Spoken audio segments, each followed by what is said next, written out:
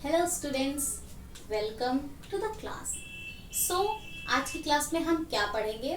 आज की क्लास में जो हम टॉपिक पढ़ने जा रहे हैं वो है कॉग्निटिव डेवलपमेंट। कॉग्निटिव डेवलपमेंट, जब हम लोगों ने डेवलपमेंट एंड ग्रोथ चैप्टर पढ़ा था तो कॉग्निटिव डेवलपमेंट हम लोगों ने डिटेल में देखा था। एक बार रिवाइज कर लेते हैं कि कॉग्निटिव डेवलपमेंट में कौन कौन सी चीजें हम लोगों ने देखी थी। कॉग्निटिव डेवलपमेंट में हर वो चीज थी जो हमारे कॉग्निशन से रिलेटेड थी। जो हमारे किससे रिलेटेड थी? जो हमारे कॉग्निशन से रिलेटेड थी। कॉग्निशन यानी कि हमारा ब्रेन। ओके, जितनी भी चीजें हमारे ब्रेन से और वी कैन से माइंड से रिलेटेड थी वो सारी चीजें हमने कॉग्निशन में, कॉग्निटिव डेवलपमेंट में देखी थी। कौन कौन सी चीजें थी वो? जैसे कि रीजनिंग, जो भी हम तर्क देते हैं, लॉजिक, ओके, जो हम लैंग्वेज सीखते हैं, जो हमारी थॉट होते हैं, और जो भी हम इमोशंस होते हैं जो भी हमारे अंदर, एंड मैनी मोर। जितनी भी चीजें हमारे ब्रेन से और वी कैन से माइंड से रिलेटेड थी वो हमने कॉग्निटिव डेवलपमेंट में पढ़ी थी। तो आज हम क्या नया पढ़ने जा रहे हैं कॉग्निटिव डेवलपमेंट में? आज जो हम कॉग्निटिव डेवलपमेंट पढ़ने जा रहे हैं उसमें हम कॉग्निटिव डेवलपमेंट को लेव वाइगोस्की के पर्सपेक्टिव से पढ़ेंगे। लेव वाइगोस्की ने कॉग्निटिव डेवलपमेंट के बारे में क्या चीजें कही हैं, कैसे कैसे कौन से ऐसे फैक्टर्स हैं जो कॉग्निटिव डेवलपमेंट को इम्पैक्ट करते हैं, लेव वाइगोस्की ने कौन सी थ्योरी दी है, आज हम इन सारी चीजों को डिटेल में कवर करेंगे। तो चलिए चैप्टर देखते हैं। लेव Vygotsky, he was a Russian, ये कौन थे? एक रशियन साइकोलॉजिस्ट थे। इन्होंने कॉग्निटिव डेवलपमेंट पे अपनी एक थ्योरी दी है। उस थ्योरी का क्या नाम है? उस थ्योरी का नाम है सोशियो कल्चरल थ्योरी। जैसा कि नाम दिखाता है, सोशियो कल्चरल थ्योरी मींस इनकी थ्योरी में कुछ सोसाइटी और कुछ कल्चर, इन दोनों का कुछ इम्पैक्ट अभी हमें नाम से लग रहा है। तो चलिए, लेव वाइगोस्की एक रशियन साइकोलॉजिस्ट थे और ये किस स्कूल ऑफ साइकोलॉजी से बिलोंग करते थे? ये बिलोंग करते थे कंस्ट्रक्टिविज्म से। कंस्ट्रक्टिविज्म स्कूल ऑफ साइकोलॉजी से ये बिलोंग करते थे। Now what is the meaning of constructivism and what is this school of psychology?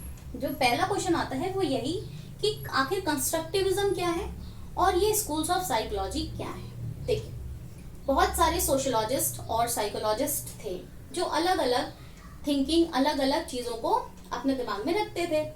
तो उनका सोचने का तरीका, उनका डेवलपमेंट को देखने का तरीका अलग था।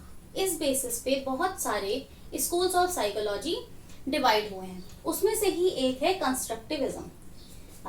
कंस्ट्रक्टिविज्म स्कूल ऑफ साइकोलॉजी क्या कहता है? ये कहता है कि जो चाइल्ड होता है वो क्या करता है? वो एक्टिवली अपनी नॉलेज को कंस्ट्रक्ट करता है। अपनी नॉलेज को क्या करेगा? कंस्ट्रक्ट करेगा। यानी कि हम बच्चे को डर से नहीं सिखा सकते, हम बच्चे को बार बार चीजें रिपीट करा के नहीं सिखा सकते, हम बच्चे को किसी जोर जबरदस्ती से नहीं सिखा सकते। जो भी नॉलेज है, जो भी स्किल्स वो सीखता है वो उनको खुद से कंस्ट्रक्ट करता है, उन चीजों में खुद से पार्टिसिपेट करता है, एक्टिवली पार्टिसिपेट करता है और चीजों को सीखता है।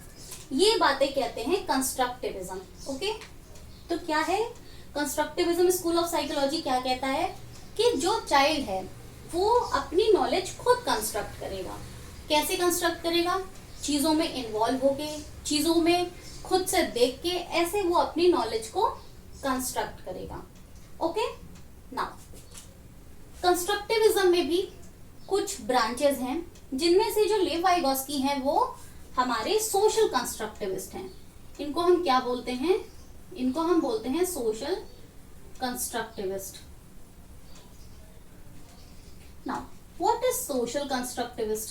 कंस्ट्रक्टिविस्ट तो हम लोगों ने पढ़ लिया कि वो जो अपनी नॉलेज, जिनका मानना ये है कि बच्चे अपनी नॉलेज खुद कंस्ट्रक्ट करते हैं।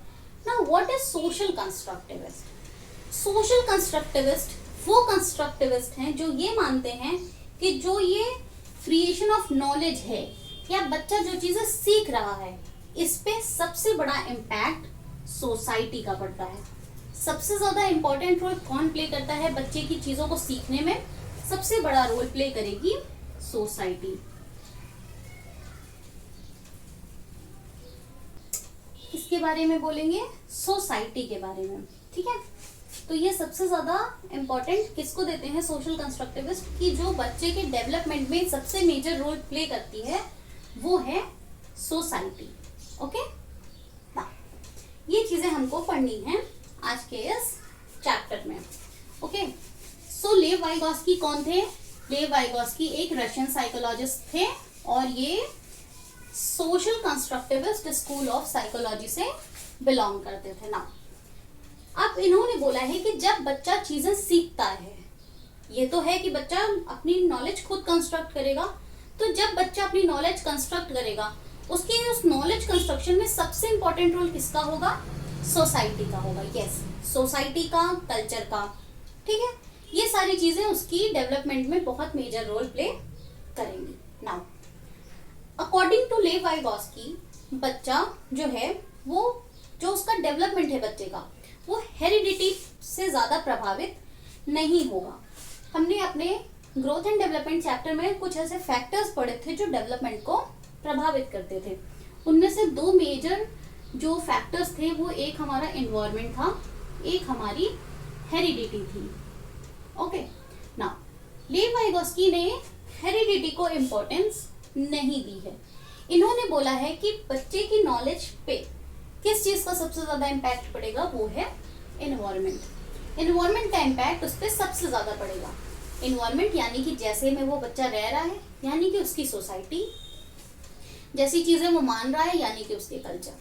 ओके, तो इन्होंने ये चीज बोली है कि हेरिडिटी का इम्पैक्ट नहीं होगा, एनवायरनमेंट का इम्पैक्ट बच्चे के डेवलपमेंट पे ज्यादा होगा, और वी कैन से एनवायरनमेंट का ही इम्पैक्ट बच्चे के डेवलपमेंट पे होगा। तो चलिए अब इनसे जुड़े कुछ इंपॉर्टेंट टर्म्स हम लोग देखते हैं कि इन्होंने क्या क्या इंपॉर्टेंट टर्म्स दिए हैं। Okay, now yes, okay, let us go with the terms जो इन्होंने दिए हैं। एंड बिफोर दैट इन्होंने ये भी बोला है कि नो मैटर बच्चे की एज क्या है, वो कोई भी चीज सीख सकता है इररिस्पेक्टिव ऑफ हिज एज। इनकी थ्योरी में कोई भी डिवाइडेशन एज के बेसिस पे नहीं है, कोई भी डिवाइडेशन स्टेजेस के बेसिस पे नहीं है। क्यों? क्योंकि इनका मानना है कि बच्चे के सीखने के लिए उसका एनवायरनमेंट जरूरी है, ना कि उसकी एज। ठीक है, तो अब हम लोग 3 मेजर एस्पेक्ट्स देखेंगे लेव वाइगोत्स्की ने जो बताए हैं। क्या है वो 3 एस्पेक्ट्स? आप इसको ऐसे ही लर्न करिएगा कि ये 3 एस्पेक्ट्स हैं। क्या है वो मेजर 3 एस्पेक्ट्स? सबसे पहला तो है सोसाइटी। यस, बिकॉज थ्योरी का नाम ही है सोशियो कल्चरल थ्योरी। तो सबसे पहला क्या है? Society. Second one is culture and third one is our language. ये 3 इंपॉर्टेंट एस्पेक्ट हैं लेव वाइगोत्स्की की थ्योरी के। इन्होंने बोला है सोसाइटी का इम्पैक्ट, कल्चर का इम्पैक्ट और लैंग्वेज का इम्पैक्ट बच्चे के डेवलपमेंट पे पड़ेगा। ठीक है, अब जो सोसाइटी है, जो भी सोशल इंटरेक्शन होगा, जो भी सोशल इंटरेक्शन बच्चे के और सोसाइटी के बीच में होगा, वो बच्चे के डेवलपमेंट को इम्पैक्ट करेगा। किसको इम्पैक्ट करेगा? वो बच्चे के डेवलपमेंट को इम्पैक्ट करेगा। ठीक है, ये चीज इन्होंने बोली। अब कल्चर, भाई जिस सोसाइटी में हम रहते हैं, जैसे कल्चर्स वहां माने जाते हैं, चाहे हमारी थॉट हो, ठीक है, चाहे हमारी थिंकिंग हो या कोई भी चीज हो, उस पर जो इम्पैक्ट पड़ता है वो कल्चर का इम्पैक्ट दिखता है। ठीक है, आप इंडिया में रहते हैं तो आपकी मेंटेलिटी इंडियंस जैसी होगी, बिकॉज यहाँ का कुछ एक कल्चर है जो फिक्स है, जो डेफिनेट है। मतलब हमारी नजरों में कुछ चीजें सही हैं, कुछ चीजें गलत हैं, बट जरूरी तो नहीं है जो हमारे लिए सही है वो बाहर की कंट्रीज में भी सही हो। बट जो लोग बाहर रहते हैं, जो वैसे कल्चर में या वैसी सोसाइटी में है, उनके लिए वो चीजें नॉर्मल है। अब फॉर एग्जाम्पल, अगर कोई इंडियन है, वो फॉरेन में शिफ्ट हो गया है, ठीक है, अब जो उसके बच्चे हैं वो तो वहीं का कल्चर सीखेंगे ना। क्यों?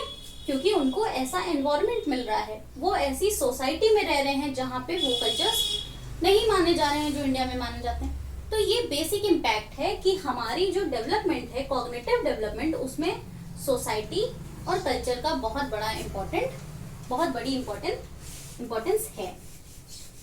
ठीक है, तो ये 3 इन्होंने चीजें बताई हैं। आपको ये चीजें लर्न करनी होंगी, बिकॉज कभी कभी 4 ऑप्शन देके आपसे पूछ लेता है कि इसमें से कौन सी एक चीज नहीं है। इसकी एक ट्रिक है, मैं बता देती हूँ लर्न करने के लिए। आपने HCl तो सुना ही होगा, सबने सुना होगा, सुना है ना। HCl से कुछ सिमिलर आपको SCl नहीं लग रहा है ना। तो ये क्या हो गया, सोसाइटी, कल्चर, लैंग्वेज। आप HCl में SCl कर दीजिए। ये मेरी ट्रिक थी लर्न करने की। बाकी आप इससे बेटर है आपके पास, तो आप वो भी लर्न कर सकते हैं। ओके, अल्टीमेट रिजल्ट क्या होना चाहिए कि आपको चीज याद हो जाए। ठीक है, तो ये थी जो इन्होंने बातें करी हैं। ठीक है, अब लेव वाइगोस्की की थ्योरी में कुछ ऐसे टर्म्स हैं जिनका यूज वाइगोस्की ने किया है अपनी थ्योरी को समझाने के लिए।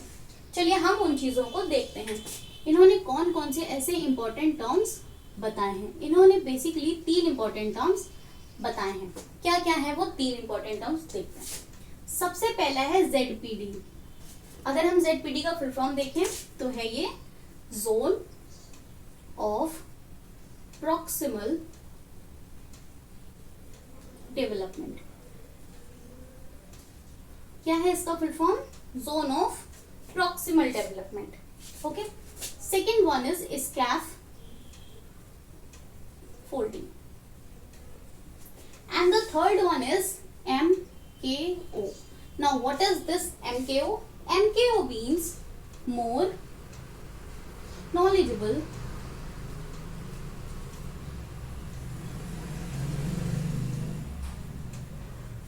other. This is MKO. अब ये 3 टर्म्स हैं जो पूरी तरह से इनकी थ्योरी को डिफाइन कर देंगे, बट ये क्या हैं, कैसे हैं, चलिए एक डायग्राम की हेल्प से देखते हैं। Okay, let us see with the help of diagram. इसको मिटा देते हैं ताकि फिगर अच्छे से बन जाए। ठीक है, देखिए for example this is a child. ये कौन है, एक चाइल्ड है। आप इस चाइल्ड को कंसीडर कर लीजिए कि ये एक 2nd क्लास का चाइल्ड है। ओके, ये एक 2nd क्लास का चाइल्ड है। अब 2nd क्लास में बच्चे को प्लस माइनस तो आता है ना। आप सब एग्री करेंगे कि इसको यहाँ पे प्लस और माइनस आता है ना। अब जब वो आगे की क्लासेस में जाएगा तब उसको क्या पढ़ना होगा, मल्टीप्लिकेशन और डिवाइडेशन। बट क्या अभी उसे मल्टीप्लिकेशन और डिवाइडेशन आता है? नहीं, अभी नहीं आता। अभी 2nd क्लास के बच्चे को प्लस और माइनस आता है ना। और जब वो और आगे जाएगा, like higher classes 9, 10th, 11th, 12th, तो वो क्या पढ़ेगा, ट्रिग्नोमेट्री।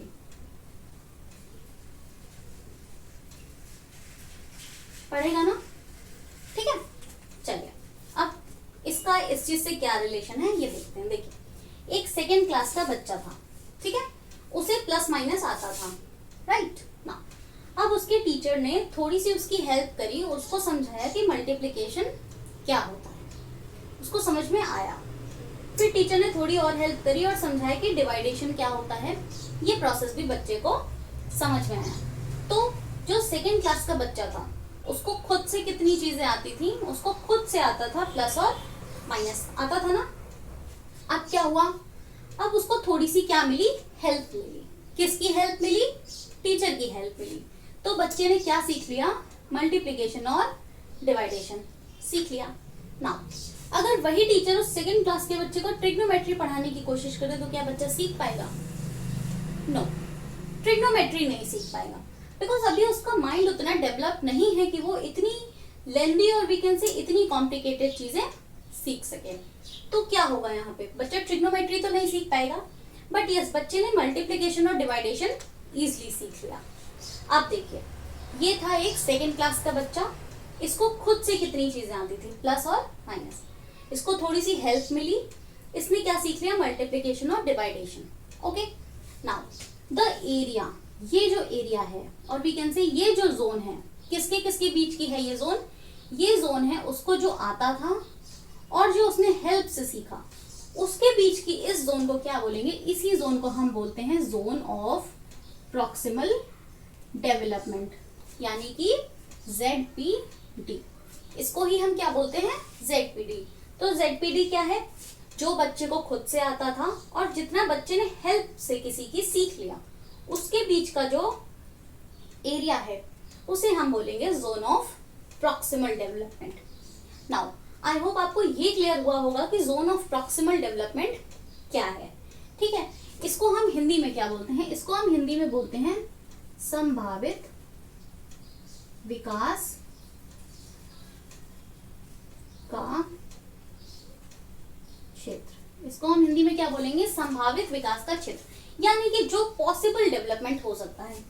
बच्चे को प्लस माइनस आता था, उससे पॉसिबल था कि उसको हम मल्टीप्लाई डिवाइड सिखा सकें, बट क्या पॉसिबल है कि हम सेकेंड क्लास के बच्चे को ट्रिग्नोमेट्री सिखा पाए? नहीं, ये चीज हमारे लिए पॉसिबल नहीं है, इसलिए ये जोन हमारे कोर्स में नहीं है। ठीक है, तो और ये ZPD भी नहीं है, बिकॉज ये तो पॉसिबल ही नहीं है ना उसको समझा पाना। तो जोन ऑफ प्रॉक्सिमल डेवलपमेंट क्या हुआ, जोन ऑफ प्रॉक्सिमल डेवलपमेंट वो जोन है जो बच्चे की आती हुई चीज और जो उसने हेल्प की, मतलब किसी और की हेल्प से सीखी, उसके बीच की जो जोन है उसे हम बोलेंगे। आई होप आपको ये बात क्लियर हुई होगी। ठीक है, अब हम चलते हैं अपने सेकंड पे, स्कैफोल्डिंग पे।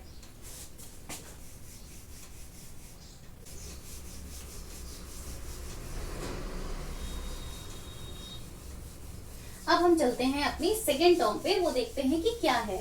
Okay, that is scaffolding. Now अब हमने देखा क्या चीज हमने ZPD में देखी कि एक चाइल्ड था, ये मान लीजिए एक बच्चा है जो कि सेकेंड क्लास का बच्चा है। ठीक, ये उसके एक टीचर हैं।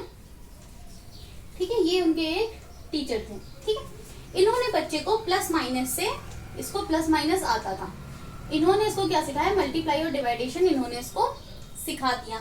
ना, एक हेल्प थी जो इन्होंने बच्चे की, एक हेल्प थी जो इन्होंने बच्चे को दी।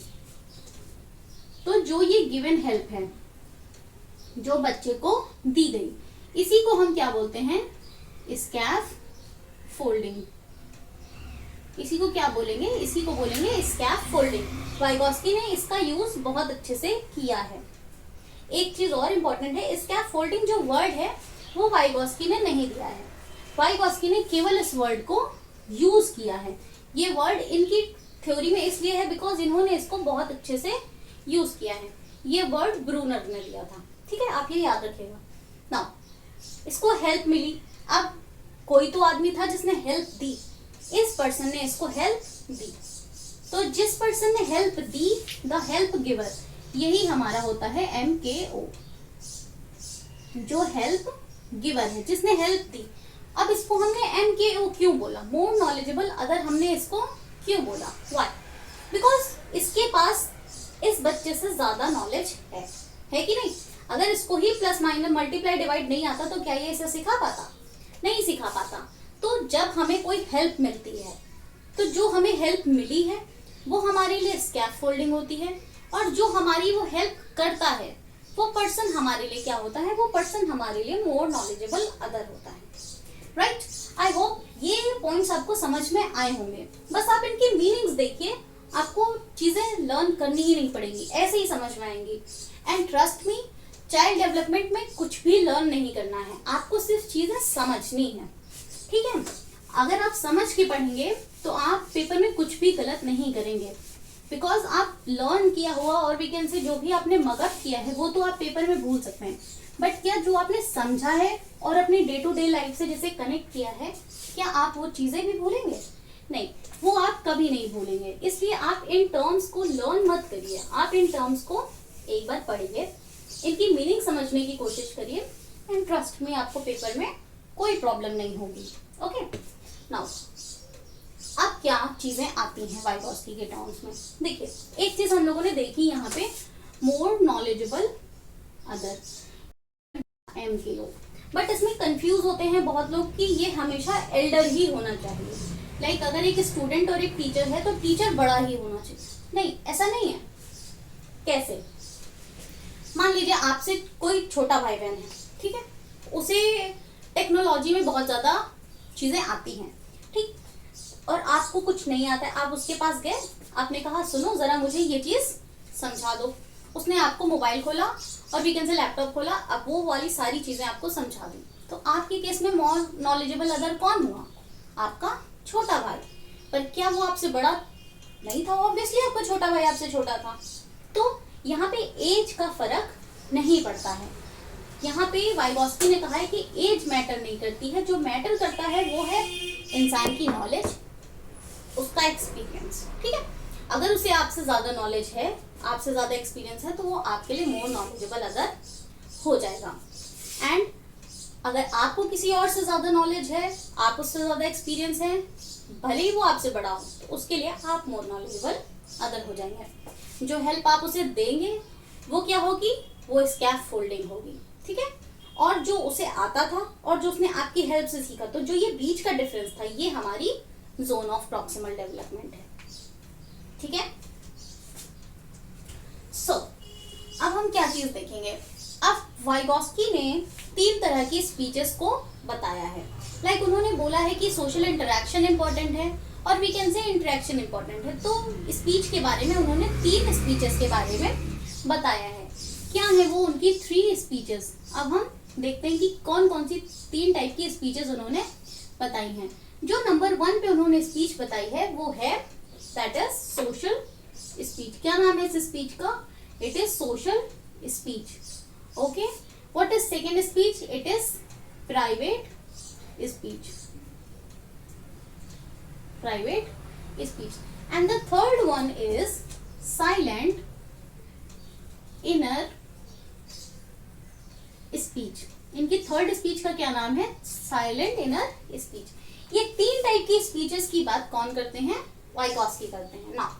क्या ऐसी बातें इन्होंने इसमें बताई हैं? चलिए देखते हैं।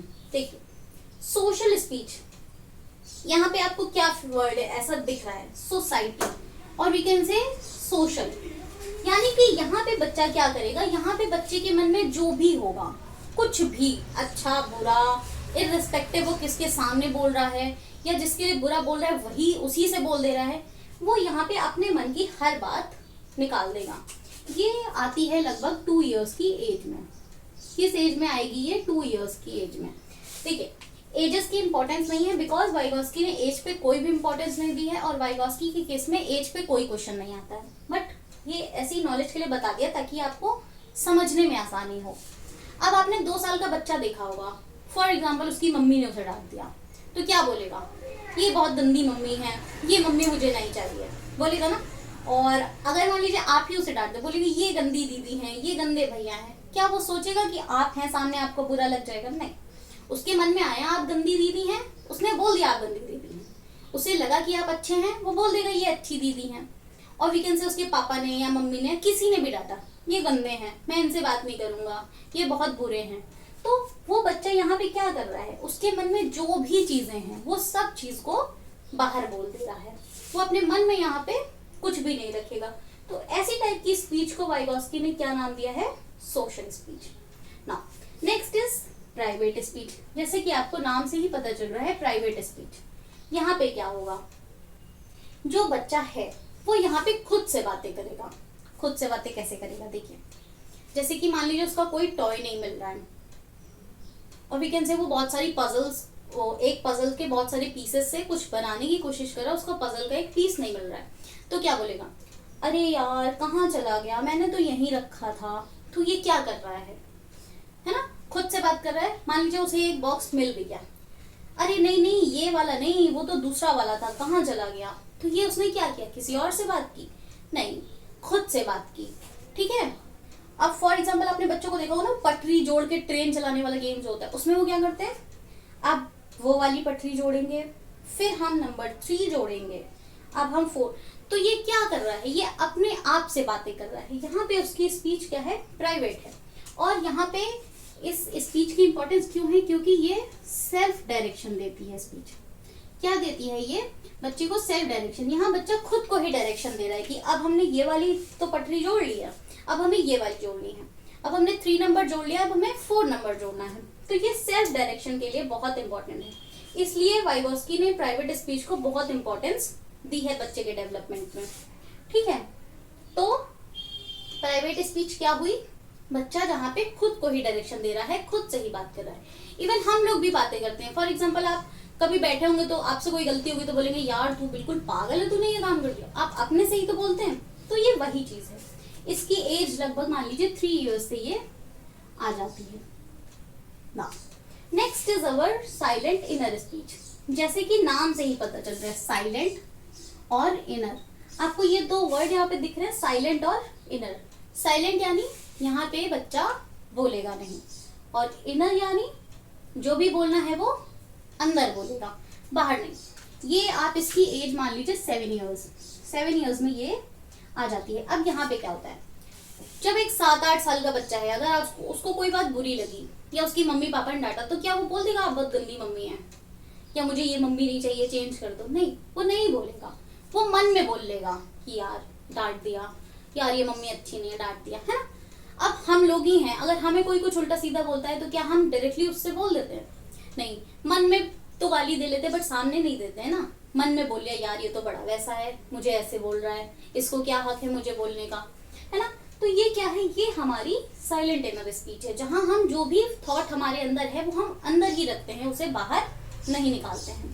तो वाइगोस्की ने ये 3 टाइप की स्पीचेस दी हैं, और इसमें से भी जिस पे उन्होंने सबसे ज्यादा फोकस किया है वो है प्राइवेट स्पीच।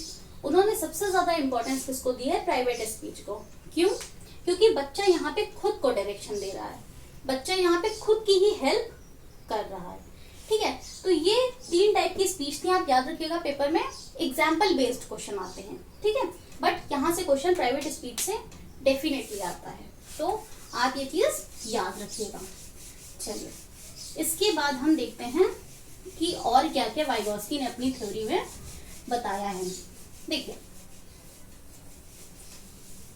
कुछ इंपॉर्टेंट बातें हैं, जैसे कि जो हम कंस्ट्रक्टिविस्ट थ्योरी पढ़ते हैं या कंस्ट्रक्टिविस्ट अप्रोच पढ़ते हैं, ये जो है ये चाइल्ड सेंटर्ड अप्रोच। देखिए कैसी अप्रोच है ये हमारे लिए चाइल्ड सेंटर्ड अप्रोच है। चाइल्ड सेंटर्ड क्यों? क्योंकि यहाँ पे हम जिसको बीच में रखेंगे, सेंटर पे हमारा कौन है? चाइल्ड है। हमें हमारा सारा फोकस किस पे करना है? चाइल्ड पे करना है, ठीक है। चाइल्ड को ही नजर में रख के सारी चीजें हमें बनानी है। जो आज का करिकुलम चल रहा है, सिलेबस चल रहा है, वो सब किस पे चल रहा है? चाइल्ड सेंटर्ड एजुकेशन पे ही चल रहा है। बिकॉज अगर हम चाइल्ड को सेंटर मानेंगे, सारी चीज उसके हिसाब से करेंगे, तो उसके लिए जो लर्निंग प्रोसेस है वो इजी हो जाएगा। तो कंस्ट्रक्टिविस्ट अप्रोच क्या बोलती है? कंस्ट्रक्टिविस्ट अप्रोच सबसे पहले बोलती है कि बच्चा एक्टिव हो। बच्चा कैसा हो? एक्टिव हो। और बच्चा क्या करे? एक्टिवली पार्टिसिपेट करे।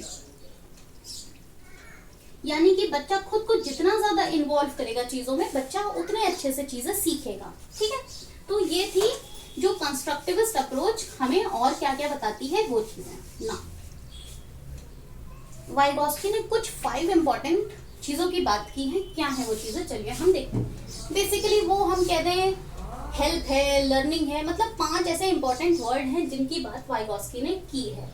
आपको जब वर्ड सुनेंगे तब आपको समझ में आ जाएगा। सबसे पहला है कोलैबोरेटिव।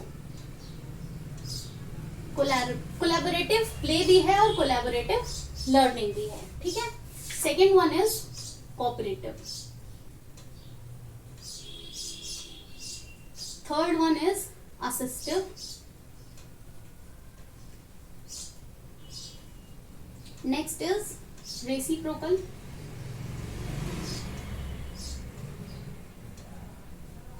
Reciprocal learning, okay.